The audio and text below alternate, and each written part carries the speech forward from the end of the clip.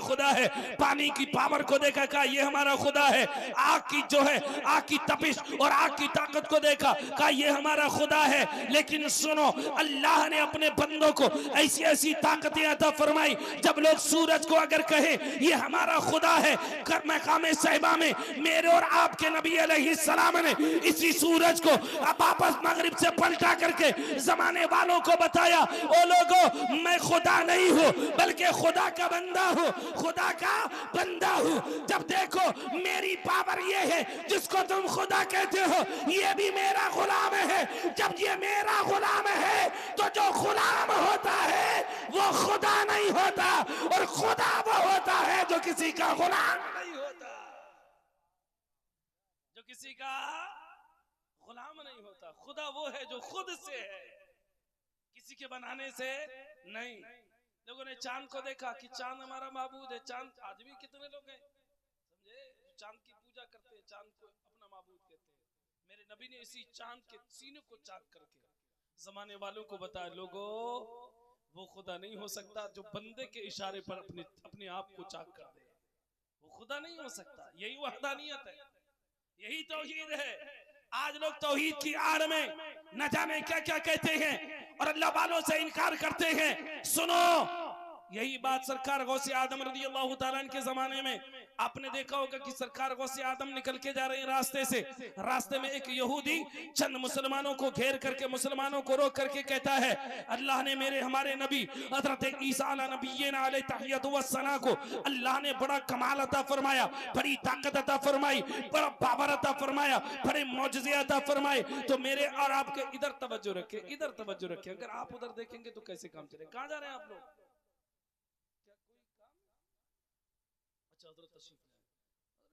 ठीक है जाए, लेकिन थोड़ा सा अभी तो वैसे भी पहले से गंजे हो चुके हैं, और अब अगर लोग जाएंगे तो ओलों का काम होगा, समझे? गंजे पहले से हैं, अब अगर हालात और अगर खराब हुए तो समझ लीजिए गंजों का काम होगा। क्योंकि मेरी आदत असल में थोड़ी खराब है, लोग आंखें बंद करके कुछ लोग तकरीर करते हैं, मैं आंखें बंद करके तकरीर नहीं करता, मैं आंखें खोल के तकरीर करने का कायल हूं। उसकी वजह यह है कि जो लोग आंखें बंद करके तकरीर किया करते हैं ना, उनके साथ कभी बड़ी कड़ी घटनाएं हो जाती हैं। एक मौलवी साहब थे, एक जगह तकरीर करने के लिए, जब भी कहीं भी तकरीर करने के लिए जाते तो जेब में हाथ डालते, गोली निकालते, मुंह में डाल करके आंखें बंद करके नॉन स्टॉप चालू हो जाते। मौलवी साहब की जब तक गोली चालू, मतलब गोली बाकी रहती, गोली नहीं खुलती, तब तक तकरीर चालू रहती। गोली खत्म, तकरीर खत्म। एक दिन मौलवी साहब तकरीर करने के लिए गए, उन्होंने जुब्बे की जेब में हाथ डाला, इत्तेफाक से जुब्बे की जेब में गोली की जगह धोखे से बटन आ गया। अब मौलवी साहब ने मुंह में डाल करके वो बटन चूसते रहे, तकरीर करते रहे, आंखें बंद थी, नॉन स्टॉप चालू हो गए, तकरीर करते रहे करते रहे करते रहे, चोटी का पसीना एड़ी से निकल गया। दिल में सोच रहे हैं कि आज गोली खुल क्यों नहीं रही है, बहुत देर हो गई, बहुत टाइम हो गया, खुद परेशान हो गए, जितनी तैयारी करके आए वो सारी की सारी खत्म हो चुकी। दिल में सोच रहे हैं कि आज गोली खुल क्यों नहीं रही। एक आंख खोल करके देखा, मैदान सफा, कोई नहीं, सब गायब। सट से दूसरी आंख खोली, मुंह से निकाला, बोले अरे गोली नहीं, बटन आ गया। गोली हो तो खुले, बटन कहां से खुले? उस दिन से लोगों ने उनका नाम रख दिया गोली वाले मौलाना। क्या नाम रख दिया? गोली वाले मौलाना। मैं गोली वाला नहीं हूं, मैं बोली वाला हूं। मैं खुद भी बोलता हूं और सामने वालों को बुलाता हूं, और बुलाता इसलिए नहीं हूं कि इसमें कोई मेरा अपना जाती फायदा है, बुलाता सिर्फ इसलिए हूं ताकि लोग बोले तो मुझे तो सवाब मिल रहा है, कम से कम लोग बैठे हैं, सुन रहे हैं, देख रहे हैं, इन सब का सवाब पा रहे हैं। वहीं अगर बोलेंगे तो अल्लाह बोलने का भी सवाब अता फरमाएगा, अल्लाह बोलने का भी सवाब अता फरमाएगा। बोले हम लोग सवाब के लिए बैठे नहीं बैठे, बैठे नहीं बैठे, जरा मोहब्बत से बोले सुभान अल्लाह। अब जरा सुनिएगा, यहूदी खड़ा है, मुसलमान लोगों को रोक करके कहता है कि अल्लाह ने हमारे नबी हजरत ईसा अलैहिस्सलाम को बड़ा कमाल अता फरमाया, बड़ा मशहूर करामत में अर्ज करने लगा हूं, बड़ा कमाल अता फरमाया। अब लोग कहते हैं कि वो कह रहा था कि हमारे नबी हजरत ईसा अलैहिस्सलाम मुर्दों को जिंदा कर देते थे। उसका मकसद हजरत ईसा अला नबीना अलैहि तहियत व सना की सिर्फ तारीफी करना मकसूद नहीं थी, बल्कि उसका मकसद ये था कि अल्लाह ने हमारे नबी को तो ताकत बख्शी है, अल्लाह ने हमारे नबी को बड़ा बनाया है, और हमारे जो नबी है हमारे नबी सल्लल्लाहु अलैहि वसल्लम उनको माज़अल्लाह छोटा दिखाने की और उनकी तौहीन करना मकसद था। सरकार गौसे आदम ने जब उसकी जबान पर ये जुमले सुने, आप रुक गए। आपने लोगों से पूछा बात क्या है, लोगों ने बताया यहूदी ऐसे ऐसे कहता है। सरकार गौसे आदम करीब गए और जाने के बाद में आपने फरमाया तू क्या कहता है कि हजरत ईसा अलैहिस्सलाम मुर्दों को जिंदा फरमाते थे? कहा वो मुर्दों को जिंदा फरमाते थे, और तू कहता है हमारे नबी के पास कोई कमाल नहीं। तो सुन, हजरत ईसा को जो कमाल मिला है, जो हजरत ईसा को मौजज़े मिले हैं, ये कमाल भी किसी और का नहीं, बल्कि ये कमाल भी मेरे नबी मोहम्मद रसूलुल्लाह का है। ये कमाल भी मेरे नबी का है, जो तेरे नबी को कमाल मिला है। आगे फरमाते अगर तू कहता है कि हमारे नबी का मकाम क्या है, हमारे नबी की शान क्या है, तो आ मैं तुझे बताऊं, मैं नबी नहीं हूं, बल्कि अपने नबी के गुलामों का गुलाम हूं। अपने नबी के गुलामों के गुलाम हो। मैं नबी नहीं हूं। मुझे बता किस कब्र पे चलना है, कहां चलना है, मुझे लेकर के चल।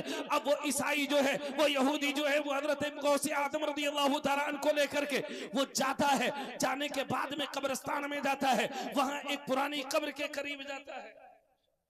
पुरानी कब्र के पास ले जाकर के सरकार गौसे आदम को खड़ा कर दिया।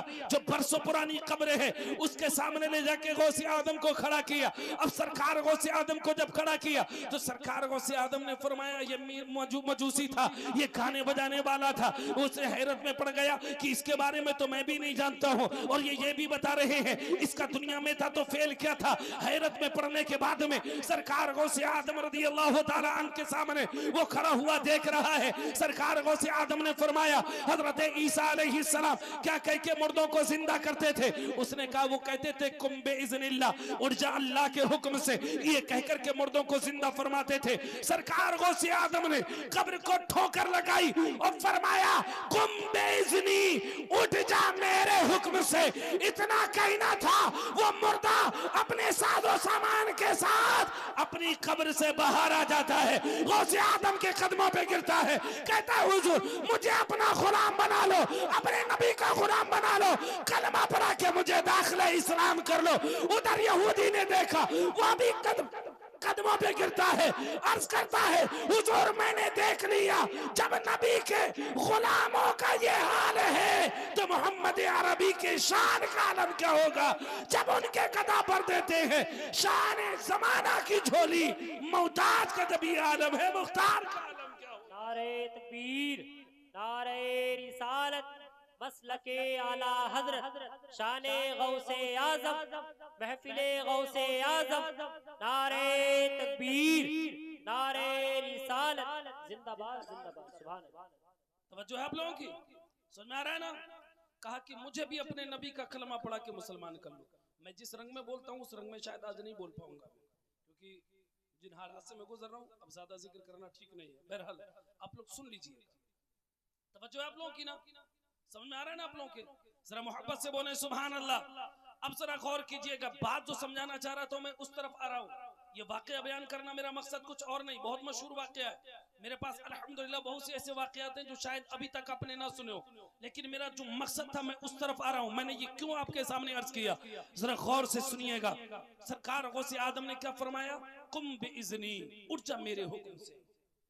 क्या फरमाया? कुम बिइज़्नी, उठ जा मेरे हुक्म से।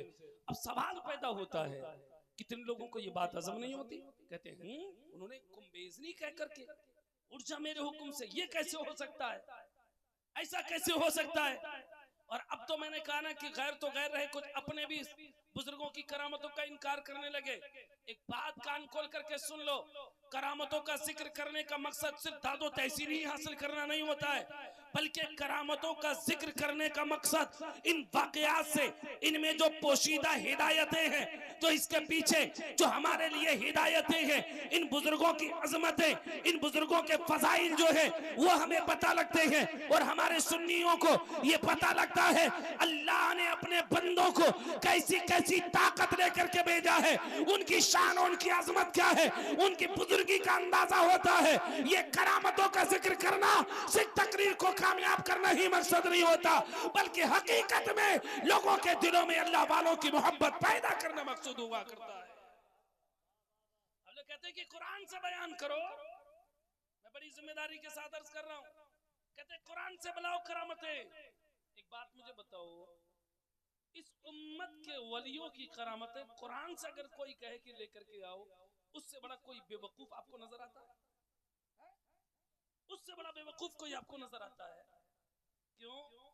क्योंकि यार ये उम्मत के वली जो है, इनका जिक्र कुरान में अगर कोई कहे कि कुरान में दिखाओ, तो कुरान तो 1400 साल पहले नाजिल हो चुका, 1400 साल पहले नाजिल हो चुका, और वली उसके बाद में वलियों की आमद का सिलसिला जारी हुआ। हालांकि वली तो पहले भी आए, बनी इसराइल के औलिया का जिक्र कुरान में मिलता है। अच्छा, उन वाकयात से भी हम अगर इस्तदलाल करें तो उससे भी हमारी बात समझ में आ जाती है।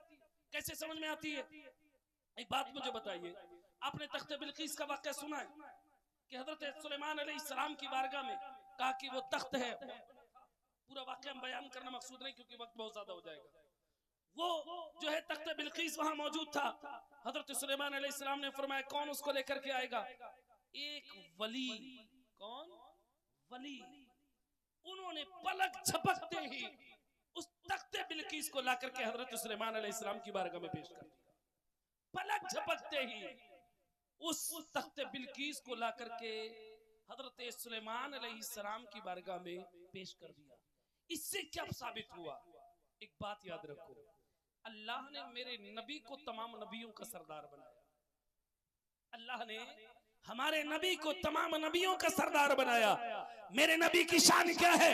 बरेली इमाम सैयदी सरकार आला हजरत अजीमुल मर्तबत सैयदी सरकार आला हजरत फरमाते हैं, या रसूल अल्लाह, सबसे आला वाउला हमारा नबी, सबसे वाला वो वाला हमारा नबी, सारे अच्छों में अच्छा समझिए जिसे है उस अच्छे से अच्छा हमारा नबी, सब चमक वाले उजलों में चमका किए, अंधे शीशों में चमका हमारा नबी, कर्म बदली रसूलों की होती रही, चांद बदली का निकला हमारा। अल्लाह ने मेरे नबी को ऐसा बनाया है कि मेरे नबी की तरह कोई नहीं।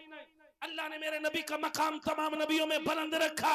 अब मेरे नबी का मकाम अंबिया में सबसे बुलंद, अंबिया में सबसे ऊंचा मकाम मेरे नबी का। और अल्लाह ने इस उम्मत को यानी उम्मत मुहम्मदी सल्लल्लाहु अलैहि वसल्लम को तमाम उम्मतों पर अफजल वाला बनाया। बोलो है नहीं है? बोलो यार, बोल के दिखाओ। अल्लाह ने इस उम्मत को, जितनी भी उम्मतें थी, सारी उम्मतों पर अगर सबसे ज्यादा अशरफ, सबसे ज्यादा अफजल, सबसे ज्यादा आला अगर किसी को बनाया है तो ये हम और आप जो है ना, यही उम्मत मुहम्मदी सल्लल्लाहु अलैहि वसल्लम। थोड़ा सा सुनेंगे तो आपकी समझ में आ जाएगा, क्योंकि मैं थोड़ी सी इल्मी बात कर रहा हूँ, ये बात जो है वो आवाम से थोड़ा सा परे जाती है, लेकिन अगर आप लोग गौर से सुनेंगे तो समझ में आपके भी आ जाएगी। इतनी गाड़ी बातें मैं करने का कायल नहीं, मैं अवाम से खिताब करता हूं तो ज्यादातर अवामी ही जबान में खिताब करता हूं। अल्लाह ने तमाम उम्मतों में सबसे अफजल उम्मत किसको बनाया? इसी उम्मत जो हम और आप जिस उम्मत, इस उम्मत को तमाम उम्मतों में अफजल अशरफ आला बनाया।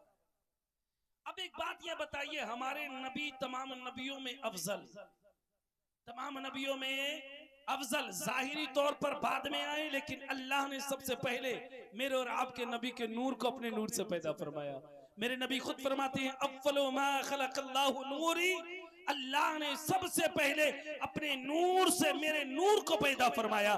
दूसरी जगह यही सवाल जो हमारे जहन में आता है, अल्लाह ने सबसे पहले किस चीज को पैदा किया? यही सवाल मेरे आका करीम अलैहिस्सलाम के दरबार के साहबी हजरत सैयदना जाबिर रदियल्लाहु ताला अन्हु, वो हजरत जाबिर जिनके ताल्लुक से मशहूर है, आधा किलो जौ एक बकरी ज़िबा की, साथ नबी के सारी फौज खाने आई थी। देखा जाबिर हुए हैरान, ऐलान किया आका ने फरमान, खाना खत्म ना होगा, खिलाए जा।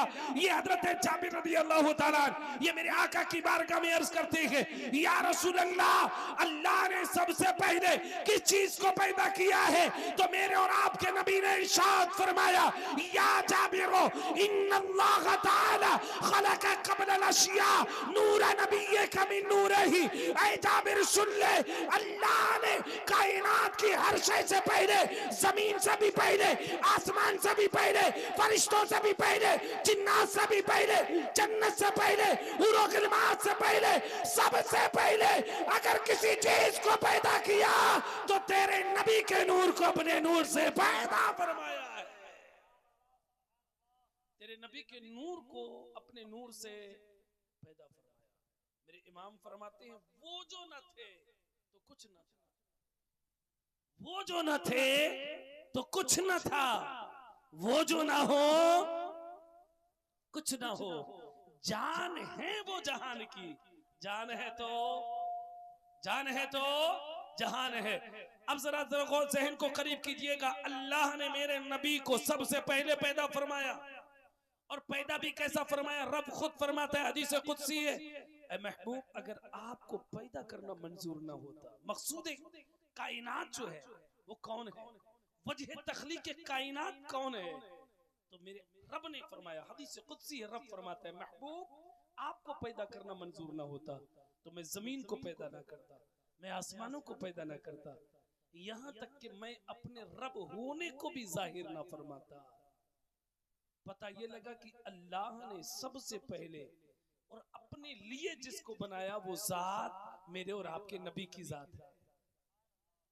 मेरे और आपके बात सुन आ रही है? आप लोगों के समझ में आ रही है? कोई ज्यादा गाड़ी बात तो नहीं कर रहा हूँ, नींद तो नहीं सता रही है? कुछ हमारे बुजुर्ग हजरात बैठे हैं, कुछ तो मुराकबे में है, समझे? हाँ? और कुछ लोग जो है वो इस फिक्र में है कि यार ये मतलब हटे फिर हम जाएं। अब हटने का मामला क्या है? हजरत आएंगे तभी तो हटा जाएगा, है? उससे पहले कैसे हटा जाएगा? हालांकि मेरा मकसद तो अभी तो मेरी तकरीर शुरू भी नहीं हुई ठीक से, मैं तो अपनी लाइन में जो आने वाला हूँ कोशिश कर रहा हूँ आने की। अभी तो इब्तदाई मरहला चल रहा है तकरीर। आप सुनेंगे तो इंशाल्लाह सुना दूंगा, नहीं सुनेंगे कोई बात नहीं, एनर्जी बचा के कल के लिए ले जाऊंगा। हमारा तो डेली यही काम। तवज्जो है ना आप लोग की? जरा मोहब्बत से बोले सुभान अल्लाह। अल्लाह ने अपने लिए जिसको बनाया वो कौन है? मेरे और आपके नबी की जात। और जिसके लिए सबको बनाया वो कौन है? बोलो यार, मुसलमान हो यार, बोलो। जिसके लिए सब कुछ बनाया वो कौन है? कौन? बच्चा है वो, लेकिन बच्चे से बड़ों का अंदाजा होता है। आप लोग बताइए, अल्लाह ने अपने लिए किसको बनाया? अपने लिए किसको बनाया? हमारे नबी को बनाया। नबी तो 1,24,000 का मुबेश है, लेकिन अल्लाह ने अपने लिए जिसको बनाया वो ज़ाते मुस्तफा है, वो ज़ाते मुस्तफा है। और जिसके लिए सब कुछ बनाया वो भी ज़ाते मुस्तफा है।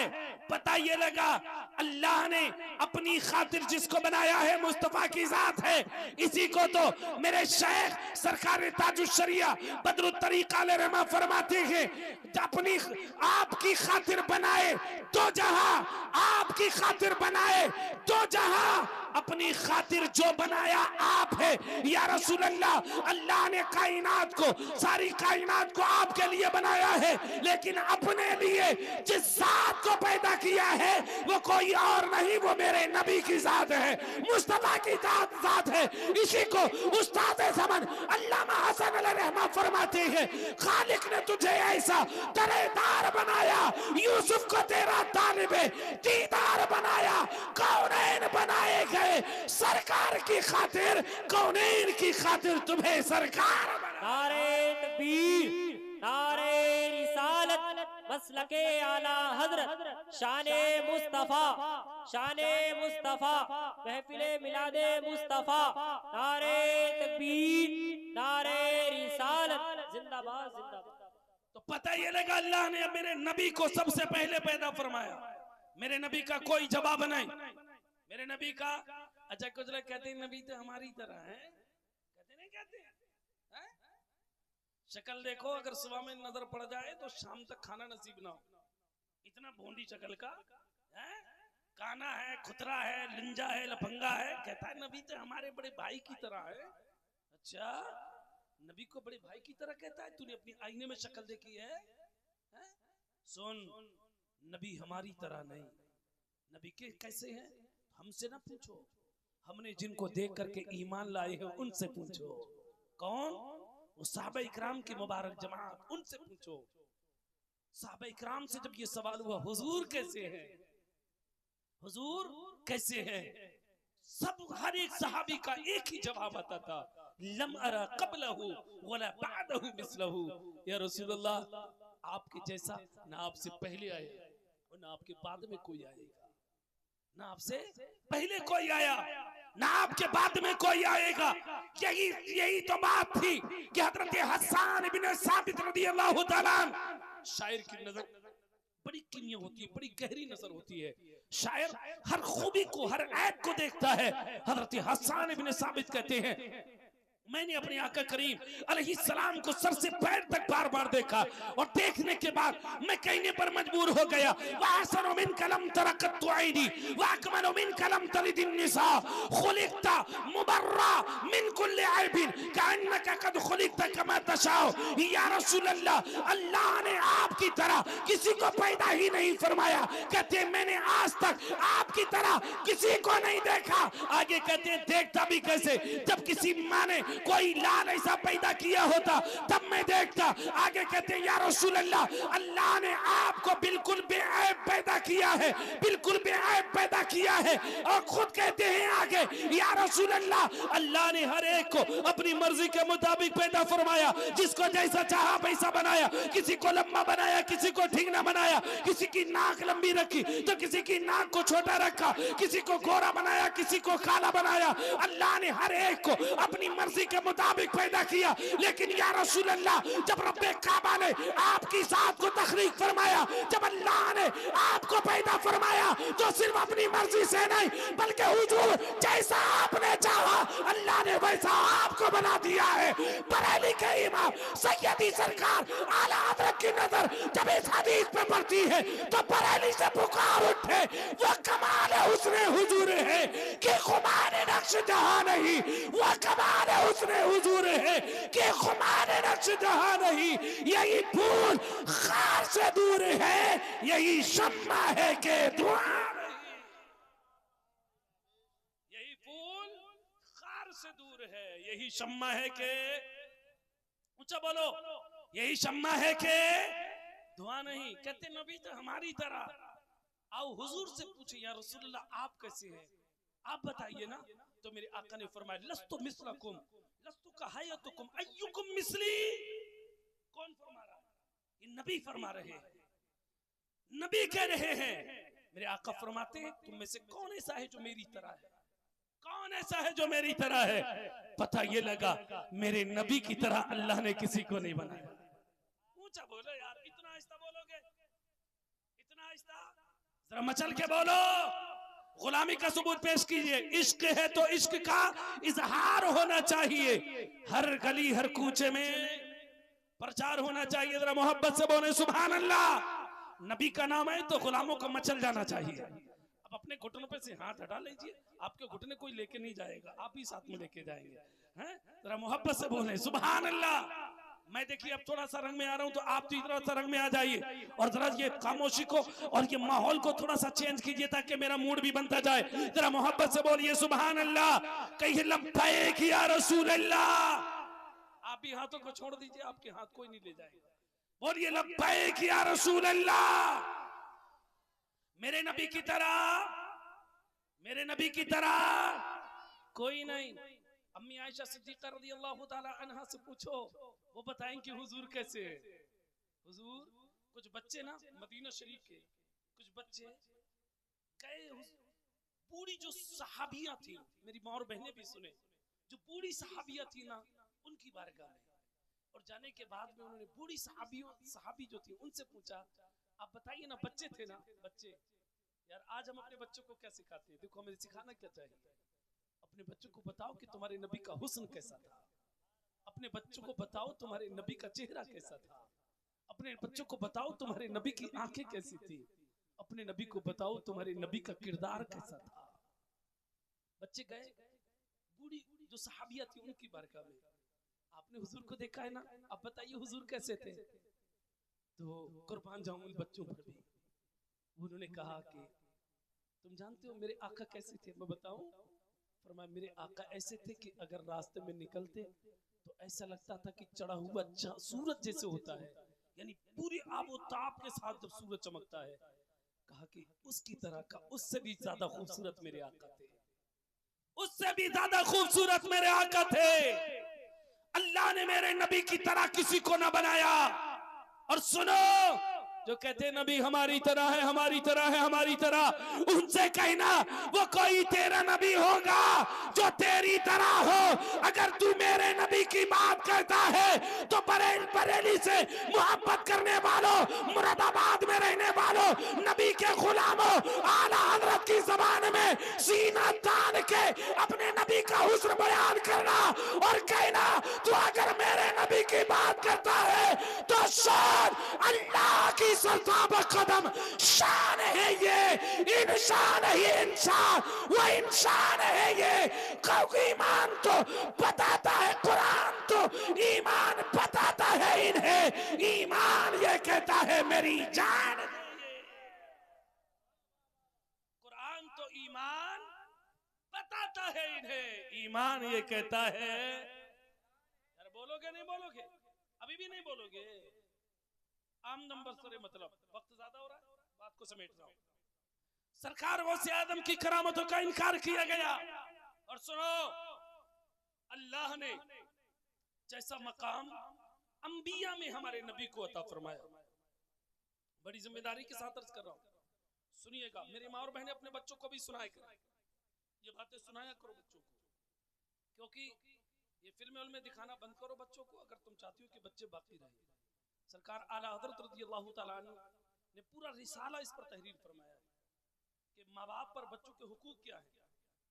माँ बाप पर, जैसे बच्चों पर माँ बाप के हक है ना, हुकूक है कि वो अपने माँ बाप की खिदमत करे, ख्याल रखे, उनसे उफ भी ना कहे, ये तमाम हुकूक जो है ना, ऐसे ही बच्चों पर भी उनके माँ बाप, बच्चों के भी उनके माँ बाप पर हुकूक होते हैं, जिसमें से पहला हक बच्चों का ये है कि जब इंसान शादी करे तो अपने बच्चों के लिए नेक माँ का इंतखाब करे। किसका? कहाँ जा रहे हैं भैया? अरे थोड़ी सी इधर बैठो यार, कहाँ जाओगे? मैंने पहले कहा था ना कि अगर अब एक दो भी उठ करके जाएगा ना तो गंजे पहले से हो चुके हैं, क्योंकि मैदान खाली है इस वक्त, तो हाल ही हो रहा है ना इस ग्राउंड को देख करके।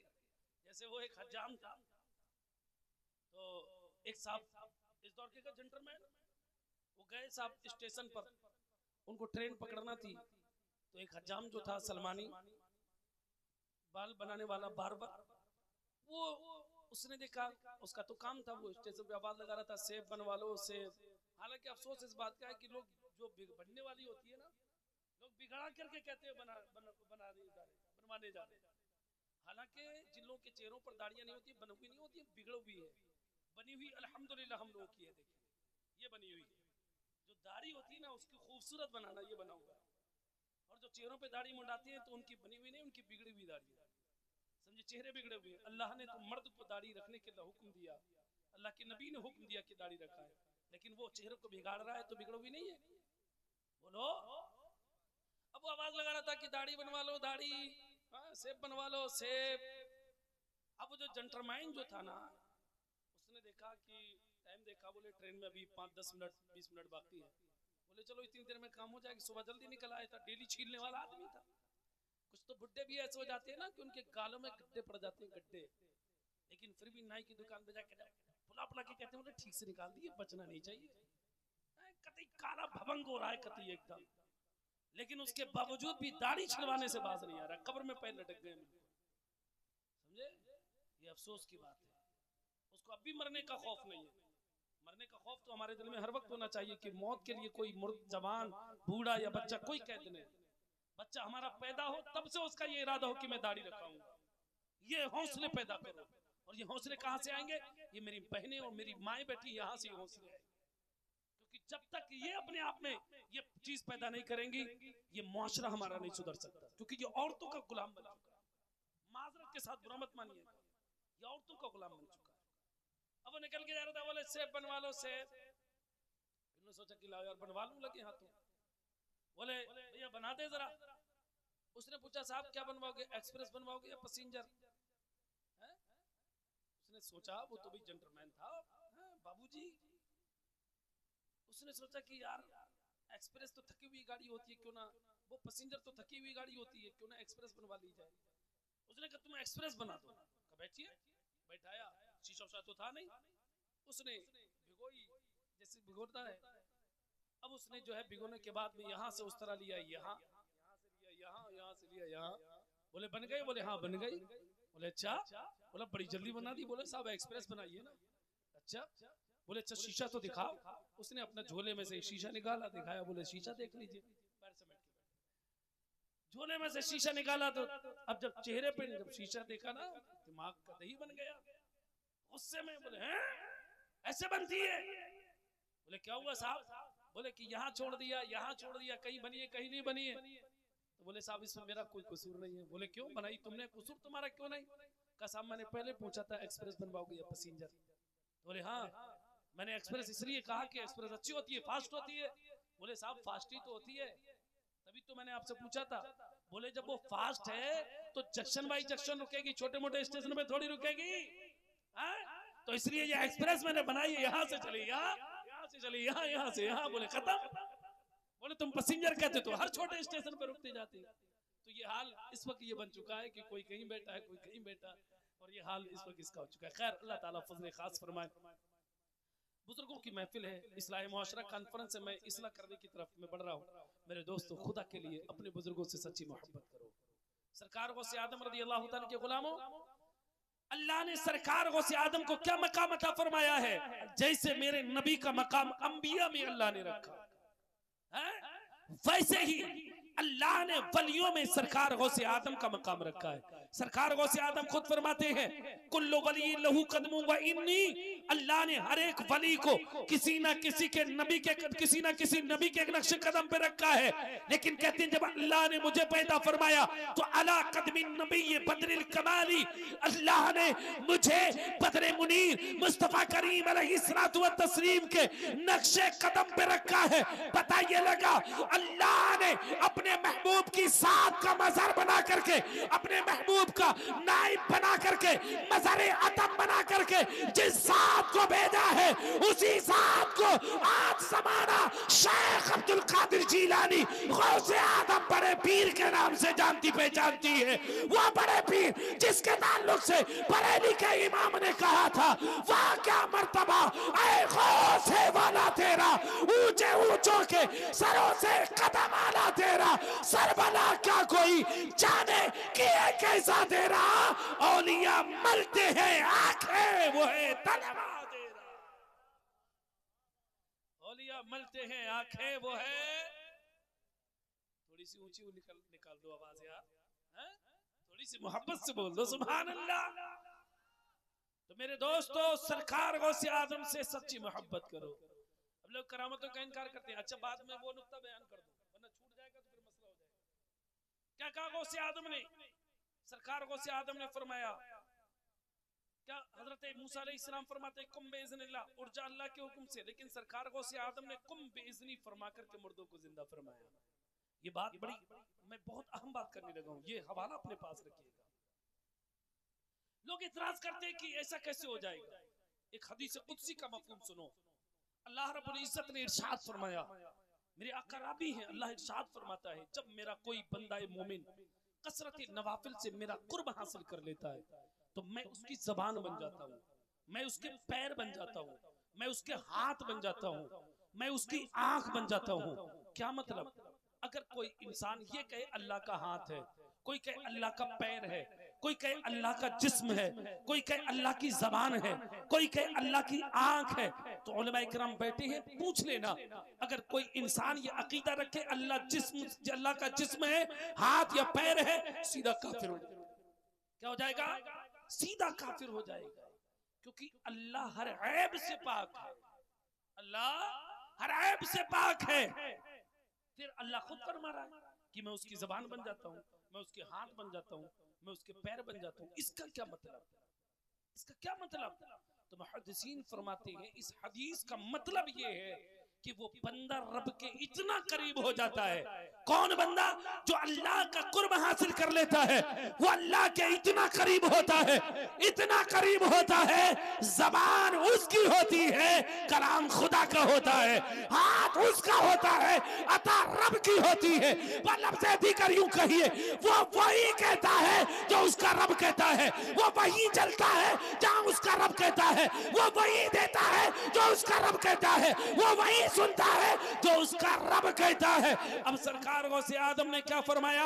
कुम बेइज़नी, उठ जा मेरे हुक्म से। अब यहाँ पर रुक करके मैं आपके सामने अर्ज करूं, ये पढ़ा लिखा तबका बैठा है, मैं उलमा की खास तवज्जो का तालिब हूं, और आप में भी जो दानिश्वर लोग बैठे हैं उनकी भी खास तवज्जो का तालिब हूं। जरा सुन के जाइएगा और समझ के जाइएगा मेरे अजीजों, जरा देखो मेरे आका गौसे आदम ने फरमाया कुम बेइज़नी, उठ जा मेरे हुक्म से। क्या मतलब? यहाँ पर रुक करके मैं आपके सामने एक कुरानी वाक़या पेश कर रहा हूँ। कुरान में, कुरान पाक के अंदर सूरह बकरा शरीफ के अंदर ये पूरा वाक़या मौजूद है कि हजरत मूसा अला नबीना अलैहि तहियतु वस्सलाम जब कोही तूर से अल्लाह का कलाम लेकर के वो अपनी कौम के दरमियान आए और आपने आकर के कहा ये अल्लाह का कलाम है, इस पर ईमान लेकर के आओ, और कहा कि मैं अल्लाह का नबी और रसूल हूँ, मेरा कलमा पढ़ो, मुसलमान हो जाओ, इस्लाम में दाखिल हो जाओ। जब हजरत मूसा अलैहिस्सलाम ने अपनी कौम को हिदायत की, कुछ लोग ईमान लेकर के आए, कुछ ईमान लेकर के नहीं आए, और कुछ ने यह कहा हम कैसे माने, ये अल्लाह का कलाम है, हम अपने कानों से सुनना चाहते हैं, जब कानों से सुनेंगे तब ईमान लेकर के आएंगे। ये पूरा वाकया कुरान पाक के अंदर मौजूद है, मैं कुरान से इस्तेदलाल कर रहा हूं। अब जरा सुनिएगा, अल्लाह के बंदो जरा सुनो, हजरत मूसा अलैहिस्सलाम की कौम ने क्या कहा? हम अपने कानों से आवाज को सुनेंगे तब ईमान लेकर के आएंगे। हजरत मूसा अलैहिस्सलाम ने अपनी कौम के लोगों को बहुत समझाया, लेकिन उसके बावजूद भी जब उनकी समझ में नहीं आया, उन्होंने अपने रब की बारगाह में दुआ के लिए हाथ दराज किए और अर्ज करते हैं मेरे परवरदिगार, ये तेरे बंदे मानने को तैयार नहीं है, मैं इन्हें समझाता हूं ये समझने को तैयार नहीं है, ऐ मेरे मौला अब मैं क्या करूं? रब ने फरमाया मूसा परेशान होने की जरूरत नहीं है, घबराने की जरूरत नहीं है, इनको कोहे तूर पर लेकर के आ जाओ, कोहे तूर पर लेकर के आ जाओ। हजरत मूसा अलैहिस्सलाम ने अपनी कौम के जो कबीलों के सरदार थे उन सरदारों को जमा किया और उनको लेकर के, अब ये कितने लोगों की जमात हो गई? 40 अफराद की ये जमात है, 40 लोगों की जमात को लेकर के सरकार मूसा, हजरत मूसा अलैहिस्सलाम अपनी कौम के 40 अफराद को लेकर के कोहे तूर पर जाते हैं। अब जब कोहे तूर पर पहुंचे, वहां जाने के बाद में अल्लाह रब्बुल इज्जत ने एक दरख्त पर तजल्ली फरमाई, एक पेड़ पर तजल्ली फरमाई, और जब अल्लाह ने पेड़ पर तजल्ली फरमाई, मैं ये अपने घर से बयान नहीं कर रहा हूं, किसी मौलाना की किताब से बयान नहीं कर रहा हूं, किसी दुनियादार की किताब से बयान नहीं कर रहा हूं, बल्कि ये रब की किताब कुरान से बयान कर रहा हूं। जिसको यकीन ना हो सूरह बकरा शरीफ उठा के देख लेना, कुरान की आयत भी पढ़ रहा हूं। अल्लाह ने जब उन्होंने कहा कि हम आवाज सुनना चाहते हैं, हजरत मूसा अलैहिस्सलाम अपनी कौम के 40 अफराद को लेकर के कोहे तूर पर जाती है। अल्लाह रब्बुल इज्जत ने एक दरख्त पर तजल्ली फरमाई। जब अल्लाह ने दरख्त पर तजल्ली फरमाई तो दरख्त से आवाज आती है, या मूसा इन्नी अनल्लाहु रब्बुल आलमीन, या मूसा इन्नी अनल्लाहु रब्बुल आलमीन, ऐ मूसा मैं बेशक मैं तुम्हारा रब रब्बुल आलमीन हूं, बेशक मैं तुम्हारा रब्बुल आलमीन हूं। अल्लाह ने ये आवाज किससे सुनवाई? एक पेड़ से। किससे? एक पेड़ से। अब एक चीज मुझे बताइए, अगर ये कॉलम जो है, ये जो पाइप जो गड़ा है, अगर इससे आवाज आए तो आप देखने वाले किसको देखोगे? इस पाइप को देखोगे ना, है? अब पेड़ पर अल्लाह ने तजल्ली फरमाई, पेड़ से आवाज आई, या मूसा इन्नी अनल्लाहु रब्बुल आलमीन, ऐ मूसा बेशक मैं तुम्हारा रब्बुल आलमीन हूं। आवाज कहां से आई? बोलो यार, बोल के दिखाओ, कहां से आवाज आई? पेड़ से आवाज। क्या आवाज आई? या मूसा मैं तुम्हारा रब्बुल आलमीन हूं, यानी मैं तुम्हारा रब हूं। अब एक बात मुझे ये बताओ, क्या वो पेड़ रब हो गया? पेड़ खुदा हो गया? नहीं। तो फिर पेड़ तो जाहिरी तौर पर हमारी आंखों ने या जिन लोगों ने देखा उन्होंने क्या देखा? जाहिरी तौर पर पेड़ को देखा ना, पेड़ को देखा ना, लोगों ने पेड़ को देखा, लेकिन तजल्ली रब की थी, तजल्ली रब की थी। ये पेड़ है जो बेज़बान है, जिसके इंसान के सामने कोई हैसियत नहीं। अल्लाह ने इंसान को बड़ा मकाम अता फरमाया और उस इंसानों में भी कंडीशन है। अंबिया की जमात अपनी जगह है, अंबिया की जमात के बाद सहाबा की जमात है, ताबईन की जमात है, अइम्मा की जमात है, औलिया इकराम की जमात है। और औलिया की जमात में तमाम औलिया के सरदार का नाम सरकार गौसे आदम है। सरकार गौसे आदम तमाम वलियों के सरदार का नाम है। अब जरा मुझे बताओ, जब अल्लाह रब्बुल इज्जत अपना कलाम अगर एक दरख्त पर तजल्ली फरमा दे तो दरख्त से अपना कलाम सुनवा सकता है। तो यही पता लगा कि जब सरकार गौसे आदम ने लोगों के सामने मुर्दे से कहा कुंबेजनी, तो हकीकत में जिसने देखा वो ज़ाते गौसे आदम को देखा, ज़बान गौसे आदम की देखी, लेकिन जो उनकी ज़बान पर जारी हुआ था वो हकीकत में कलाम परवरदिगार का था, वो हुक्म अल्लाह का था। पता ये लगा जब अल्लाह एक दरख्त से अपनी आवाज सुनवा सकता है तो वलियों के ताजदार गौसे आदम से क्यों नहीं सुनवा सकता? वलियों के इमाम सरकार गौसे आदम की जात से क्या मुमकिन नहीं कि वो अपना कलाम सुनवा दे? ये आम वली की कंडीशन अल्लाह ने बयान फरमाई कि जब वो मेरा जो है कुर्ब हासिल कर लेता है, मैं उसकी ज़बान बन जाता हूँ, उसका हाथ बन जाता हूँ, उसका पैर बन जाता हूँ। ये सब चीजें आपके सामने मौजूद है, अल्लाह ने फरमाया। तो जब आम वली की शान ये है तो फिर गौसे आदम की शान क्या होगी? पीरों के आप पीर हैं या गौस अल-मदद। उलमा इकराम बड़े पीछे बैठे हुए हैं, मुझे लग रहा है शायद कुछ मिजाज के खिलाफ तो बात नहीं हो रही है,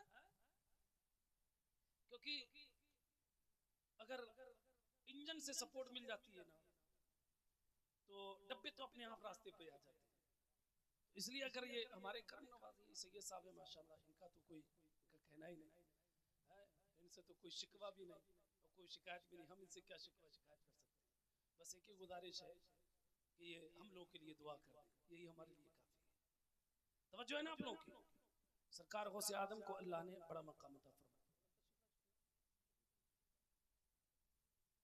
इसलिए मेरे दोस्तों, अल्लाह वालों से सच्ची अकीदत रखो, सच्ची मोहब्बत करो और अल्लाह वालों का जो उनकी ज़िंदगी का जो माहसल है, जो उन्होंने हमारे लिए अपनी ज़िंदगी को नमूने अमल के तौर पर पेश किया, हम गुलामों को चाहिए कि उनकी ज़िंदगी, उनकी सीरत, उनके तरीक़ों को पढ़ करके, उनके रास्ते पर चल करके उनका सही माना में गुलाम बने। यही तो तरीक़ा है ना। ये तो नहीं हो सकता कि सिर्फ ज़बान पर वलियों का नाम हो, करामतें सुने, बहुत अच्छा लगे, लेकिन उससे कोई सबक हासिल ना करे, ये मुनासिब नहीं। इसलिए खुदा के लिए दिल से सरकार गौसे आदम से मोहब्बत कीजिए, दिल से गुलाम बनिए। और आपके दरमियान आज वो अजीम ज़ात आ रही है ना कि जो गौसे आदम के दामन से वाबस्ता करने के लिए आ रही है। किसके दामन से? गौसे आदम के दामन से वाबस्ता करने के लिए, और किसी आम खानका से नहीं, समझे? किसी आम खानका से नहीं, उस अजीम बारगाह से जो बारगाह गौसे आदम की नियाबत की जगह है।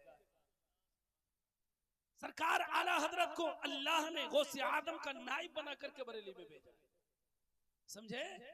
नाइब है सरकार गौसे आदम रज़ियल्लाहु ताला अन्हु के सरकार आला हजरत पीर गालिबन जमात अली शाह रहमा, वो फरमाते हैं कि मेरे दिल में इश्तियाक पैदा हुआ, कहते हैं बगदाद शरीफ में था, मेरे दिल में ये ख्याल पैदा हुआ कि इस वक्त गौसे आदम का नाइब कौन है।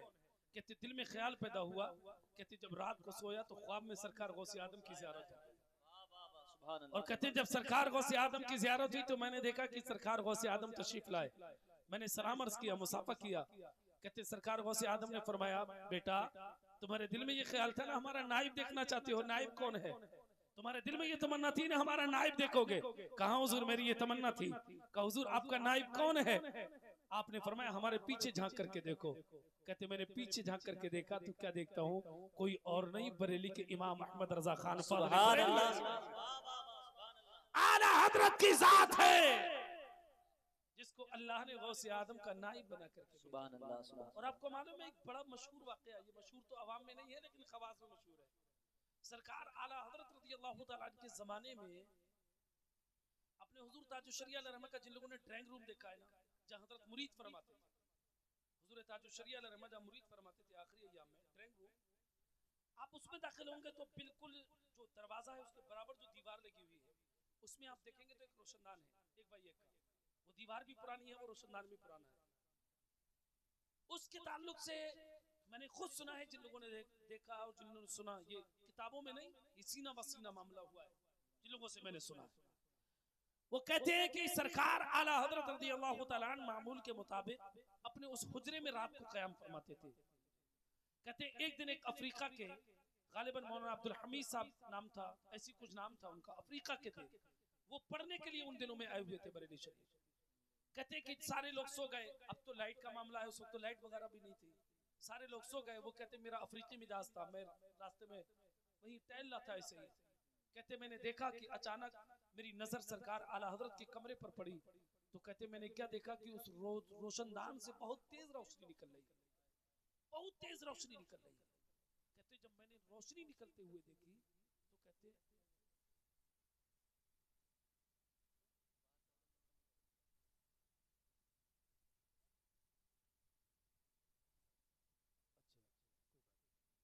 कहते तवज्जो आप तो सुन रहे हो ना, आप लोग सुन लीजिए, तवज्जो ने मोहब्बत से बोले या रसूल अल्लाह, या रसूल अल्लाह, या गौसे आदम अल मदद, बोलो यार या गौसे आदम। आप इतना सुस्त हो ना कि आपको देख करके बड़ा बड़ा अच्छा सुस्त हो जाएगा, कितना भी जिहाला वो भी आपको देख के सुस्त हो जाएगा। तो कहते कि मेरी अफ्रीकी मेरा मिजाज था, कहते मुझे नींद नहीं आई थी जल्दी, कहते मैं गलियों में टहल रहा था रास्ते में, कहते जब आला हजरत के हुजरे की तरफ मेरी नजर गई तो मैंने रोशनदान से देखा बहुत तेज रोशनी निकल रही है, बहुत तेज रोशनी आ रही है। कहते मेरे दिल में ख्याल पैदा हुआ यार ना तो लाइट है, ना पेट्रोमैक्स है, ना कुछ और रोशनी के इतनी तेज आलात वगैरह मौजूद है, कहते इतनी तेज रोशनी क्यों आ रही है। कहते मेरे दिल में ख्याल पैदा हुआ कि कहीं ऐसा तो नहीं कि सरकार आला हजरत के कमरे में जो है आग लग गई और हजरत उसमें आराम फरमाए। कहते मैं घबराता हुआ, कहते आवाज देने की तो हिम्मत ना हुई, कहते मैं तलाशने लगा कोई टेबल वगैरह मुझे मिल जाए जिससे चढ़ करके मैं झांक करके देख लूं कि अंदर क्या है।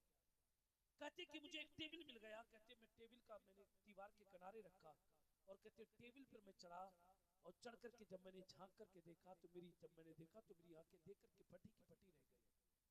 कहते कि मैंने देखा कि सरकार आला हजरत के बिस्तर पर कोई नूरानी चेहरे वाले तशरीफ फरमाए। सुभान अल्लाह, सुभान अल्लाह। कोई बुजुर्ग सरकार आला हजरत के बिस्तर पर लेटे हैं और कहते वो रोशनी कोई बल्ब या कोई पेट्रोमैक्स या किसी और चीज की नहीं थी, कहते जो उन बुजुर्ग के गालों से जो नूर निकल रहा था उस नूर से पूरा कमरा रोशन हुआ पड़ा। सुभान अल्लाह, सुभान अल्लाह। पूरे कमरे में रोशनी नजर आ रही थी। वो कहते वो रोशनी सिर्फ कमरे तक महदूद ना थी, मैंने कमरे से बाहर भी वो नूर देखा था। कहते कि उसको देखने के बाद कहते मैंने फौरन में नीचे उतरा खामोशी के साथ।